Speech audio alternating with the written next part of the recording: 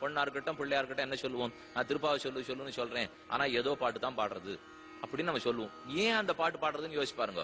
கடைக்கு ஏதானும் பொருள் வாங்க போனா அந்த பாட்டு தான் பாடுறது, நான் பள்ளிக்கூடத்துக்கு போற வழியில நடந்து போனா அந்த பாட்டு தான் பாடுறது, வண்டியில ஏறி உட்காண்டா அந்த பாட்டு தான் பாடுறது, கையில இருக்கிற புஸ்தகத்தை எதையானு பிரிச்சா அதே பாட்டு தான் போட்டிருக்கான்.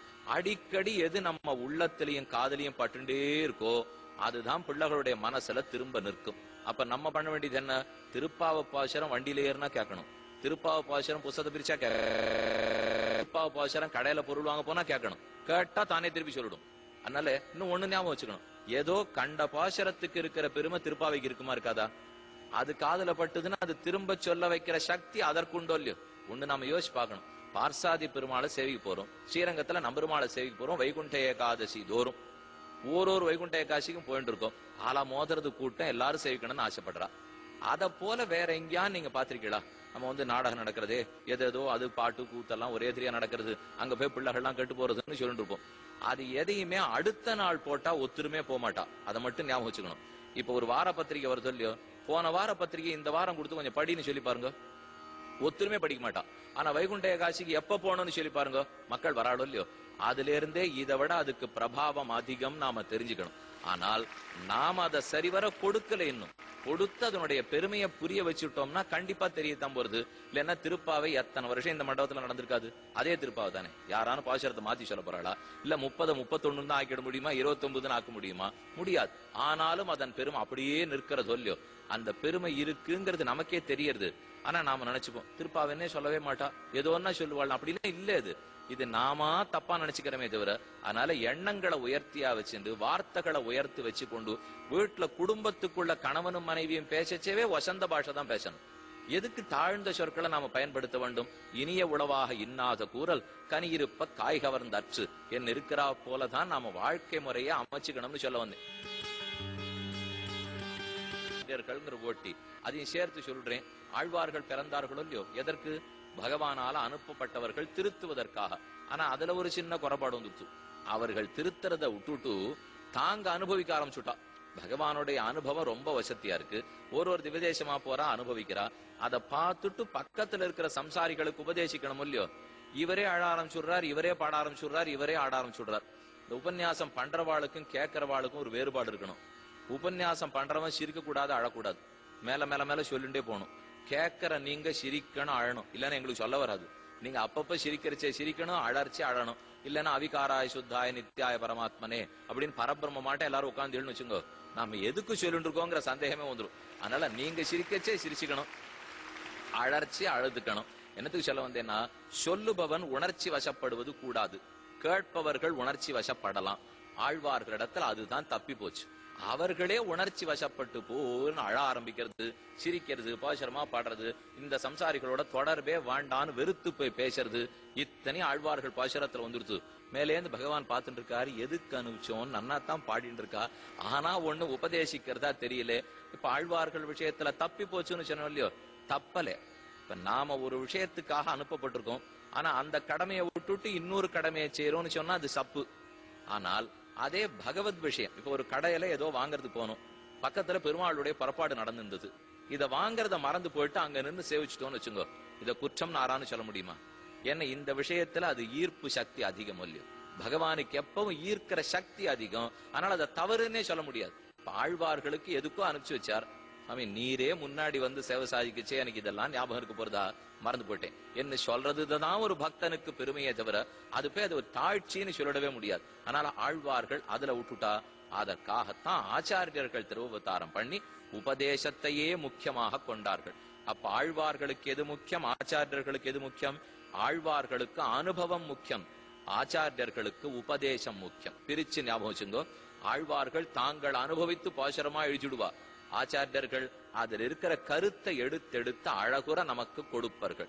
அதனாலதான் இப்படி உபதேச முத்திரை சேவிச்சிருக்கீங்களா? ஆழ்வார் ஆச்சாரியர்களுடைய விக்கிரகத்தை சேவிக்க போறச்சே இப்படி வச்சுருக்காளோ இல்லையோ, இதுக்கு உபதேச முத்திரை ஞான முத்திரைன்னு பேர்.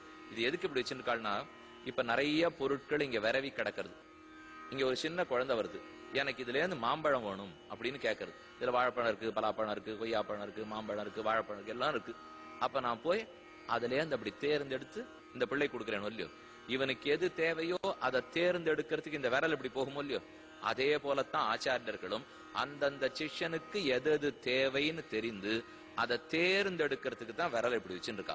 இப்படி வச்சுட்டு இருந்தா தான் அதை எடுத்து ஏன்னா 10 உபனிஷத்துக்கள் 4000 பாசுரங்கள் இதற்குள்ள என் வயத்துக்கு எது பொறுங்கிறது அவளுக்கு தெரியணுமே. ஒரு தாய்க்குத்தான் தன் குழந்தைக்கு எது பிடிக்கும்னு தெரியும். ஒரு குழந்தைக்கு அஜீர்ண வியாதி 3 மாசமா தொல்லை, இப்ப சரியா போச்சுன்னு புளியோரை கொடுக்க முடியுமா? குழந்தைக்கு சாப்பிடணும்னு ஆசை இருக்கலாம், ஆனா கொடுத்தா திரும்ப அஜீர்ணம் வந்துடும். அதனால பார்த்து எப்படி கொடுக்கணுமோ பரிந்து கொடுக்கணுமோ இல்லையோ, அத போல ஆச்சாரியர்கள் இவனுக்கு புத்தி எவ்வளவு இருக்கு, இவனுக்கு ஸ்ரத்தை எவ்வளவு இருக்கு, பொழுது எவ்வளவு இருக்கு, அதுக்கு தகுந்த ஒரு விஷயத்தை எடுத்து கொடுப்போம் அப்படிங்கிறதுக்காக தேர்ந்தெடுக்கத்தான் உபதேச முத்திரையோடு இருக்கிறார்கள். அவர்கள் எழுதி வைத்ததுதான் உரை நூல்கள். வியாக்கியானம்னு பேசுகிறோம் இல்லையோ, 4000 திவ்ய பிரபந்தத்துக்கு பெருமையே வியாக்கியானங்கள், உரை நூல்கள். அதை எழுதின முக்கியமான வள்ளல் பெரியவாச்சான் பிள்ளைங்கிற மகாச்சாரியர். அவருக்குத்தான் வியாக்கியான சக்கரவர்த்தி, பரமகாருணிகரான பெரியவாச்சான் பிள்ளைன்னு சாதிப்பார்கள். அந்த சுவாமிதி என்னென்ன அர்த்தம் சொல்லியிருக்காரோ இந்த 12 ஆழ்வார்கள் என்னத்தை சொல்லியிருக்கார்கள் என்ன ஆங்காங்க அவர் சொல்லியிருக்கார். அதை கோர்த்து சிறுக்கமாக 2 விஷயத்தை மட்டும் உங்களிடத்துல தெரிவிக்கிறேன். முதல் ஆழ்வார் பொய்கை ஆழ்வார். அவர் முதல் திருவந்தாதி பாடினார்னு கீழே சொன்னேன். அந்த திருவந்தாதி பாசுரத்தில் ஆழ்வார் தெரிவிக்கிறார், எங்க போய் பெருமாளை தேட போறீர்கள்? கோலு போவிழா, இல்ல திருப்பார்கடலுக்கு போவிழா, அல்லது ஸ்ரீவைகுண்டத்துக்கு போகிறீர்களா, எங்கு போக போகிறீர்கள்னு கேட்டுக்கொண்டார். கஷ்டப்பட வேண்டாம். தமருகந்த தெவ்வுருவம் அவ்வுருவம் தானே, தமருகந்த தெப்பேர் மற்ற பேர். முதலாழ்வார் சாதித்தார், நீங்க ஆசைப்படுகிற உருவத்தில் பகவான் இருக்கிறான், நீங்க வச்ச திருநாமத்தை பகவான் ஏற்றுக்கொள்ளுகிறான். அவனை அடைவதற்கு கஷ்டப்பட வேண்டிய தேவையே இல்லை. இப்படி ஒன்று உருவகப்படுத்திங்க. ஒரு தாமரை மலர வேண்டும். அது மலர்வதற்கு எதை எதிர்பார்க்கும்?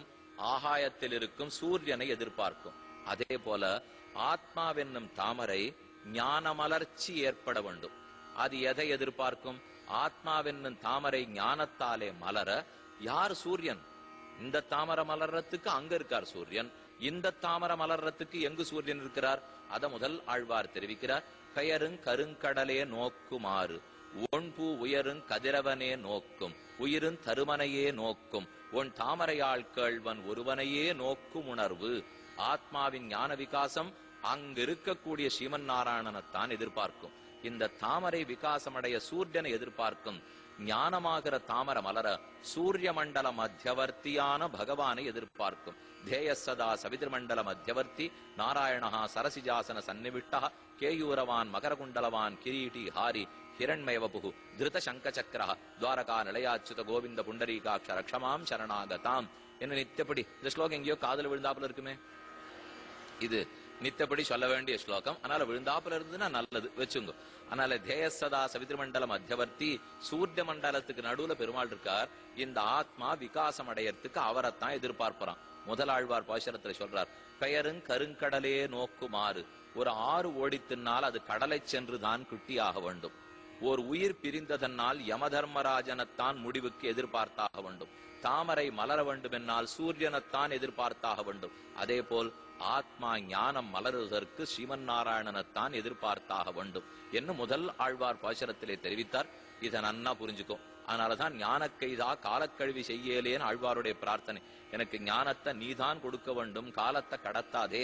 இதுல ஆச்சரியம் என்ன தெரியுமா? என்ன போல ஒரு அறிவிரி அவன் என்ன பண்ணா, இங்க இருக்கிற தாமரை எங்கேயோ இருக்கிற சூரியனை எதிர்பார்க்கிறாரே, கொஞ்சம் மாற்றி முயற்சிப்போம். ஒரு சட்டிப்பானையை கொண்டு நிறைய தணல் அதுக்குள்ள போட்டு பக்கத்துல கொண்டு வச்சுட்டான். எங்கேயோ இருக்கிற சூரியனை இதை அலர்த்து வரணும், பக்கத்துல இருக்கிற வெப்பம் இதை அலர்த்திராதோ? முயற்சி பண்ணி பார்த்தா என்ன ஆகும்? அலராதது மட்டுமல்ல, உலர்த்தி விடும், சருகாப்படும் இல்லையோ? அத போலதான் இந்த ஆத்மா ஞானம் மலர்றதுக்கு அவர் ஒத்தரத்தான் எதிர்பார்க்குமே தவிர நாம் பண்றேனே நீ பண்றேனேன்னு யார் வந்தாலும் அது எதிர்பார்க்காது. அதை அலர்த்தாது, உலர்த்தி விடும். சரி வேண்டாம், இன்னொரு அழிவிரி கிட்டக்க வந்தான். அது என்ன சுவாமி, பரவாயில்ல, நான் பக்கத்துல சட்டிப்பானை எல்லாம் வைக்கல, தணல்லாம் வைக்கல, ஒண்ணு சேரேன். இந்த சூரியன் எப்படி அலர்த்துறாரோ இல்லையோ, அந்த தண்ணீர் குளத்திலிருந்து தாமரை எடுத்து நிலத்துல போட்டுட்டான். இப்ப அதே சூரியன் என்ன பண்ணுவார்? தண்ணீர்ல இருக்கிற வரைக்கும் தான் சூரியன் தாமரை அலர்த்துவர். தண்ணீரை விட்டு வெளியில வந்தாச்சுன்னா அதே சூரியன் தாமரையை உலர்த்தி விடுகிறார். அப்ப ரெண்டு தேவை, சூரியன் தான் அலர்த்தணும், தண்ணீர்ல இருந்தா தான் அலர்த்தும். இந்த ரெண்டுமே விதியோல்ல அந்த இடத்துல. இப்போ அதே போல பகவான் தான் ஆத்மா ஞானத்தை அலர்த்தியாக வேண்டும். அப்ப அது தண்ணீர்ல இருக்கணுமே. எது தெரியுமா? ஆச்சாரிய சம்பந்தம்ங்கிற தண்ணீர்.